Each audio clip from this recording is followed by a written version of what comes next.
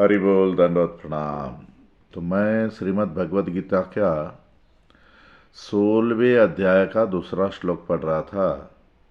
अहिंसा सत्यम क्रोध त्याग शांतिर्पैशुनम दया भूतेष्व लोलुप्त्वम मार्दवम हृदचापलम। देखो, यहाँ भगवान श्री कृष्ण दैविक व्यक्ति या एक सात्विक व्यक्ति के लक्षण बता रहे हैं। हम सब में ये लक्षण होने चाहिए, ये चीज़ें होनी चाहिए।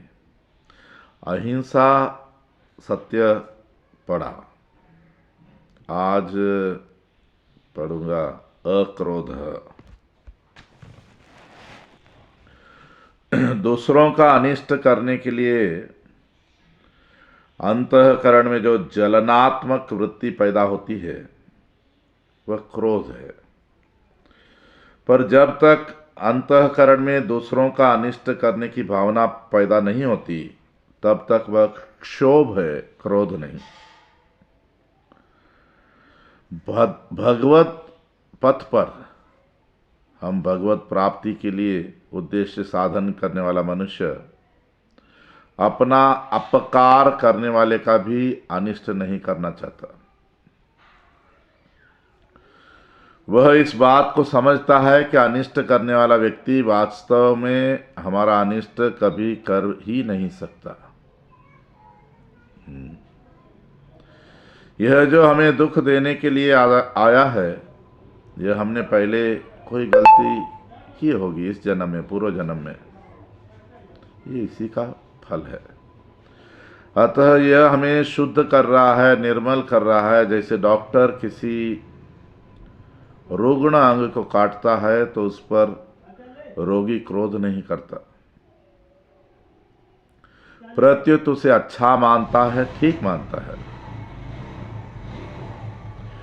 उसके रुग्ण अंग को काटना तो उसे ठीक करने के लिए ही है। ऐसे ही साधक को कोई अहित की भावना से किसी तरह से दुख देता है तो उसमें यह भाव पैदा होता है कि वह मेरे को शुद्ध निर्मल बनाने में निमित्त बन रहा है, अतः उस पर क्रोध कैसे। वह तो मेरा उपकार कर रहा है और भविष्य के लिए सावधान कर रहा है कि जो गलती पहले की है आगे वैसी गलती नहीं करो। जो लोग साधक का हित करने वाले हैं, उसकी सेवा करने वाले हैं, वे तो साधक को सुख पहुंचाकर उसके पुण्यों का नाश करते हैं। पर साधक को उन पर उसके पुण्यों का नाश करने के कारण क्रोध नहीं आता। उन पर साधक को यह विचार आता है कि वे जो मेरी सेवा करते हैं, मेरे अनुकूल आचरण करते हैं, यह तो उनकी सज्जनता है, उनका श्रेष्ठ भाव है। परंतु पुण्यों का नाश तो तब होता है जब मैं उनकी सेवा से सुख भोगता हूँ। इस प्रकार साधक की दृष्टि सेवा करने वालों की अच्छाई, शुद्ध नियत पर ही जाती है। अतः साधक को न तो दुख देने वालों पर क्रोध होता है, न सुख देने वालों पर। मैं एक उदाहरण दे सकता हूँ। अक्रोध परमानंद नित्यानंद राय हम कहते हैं कि क्रोध नहीं किया। जब मधाई ने उन पे सर पर मार दिया तो मटकी, महाप्रभु सुदर्शन चक्र उठा लिया। नित्यानंद प्रभु महाप्रभु के चरण पकड़ के बोल रहे हैं कि आज तक मैंने जो भी पुण्य किया सब इस मदाई को देता हूं, इसे माफ कर दो। यानी भगवान के पास भी हमारा जो अनिष्ट करता है उसके लिए प्रार्थना करना, उस पर क्रोध नहीं करना एक दूसरा उसके लिए प्रार्थना करना,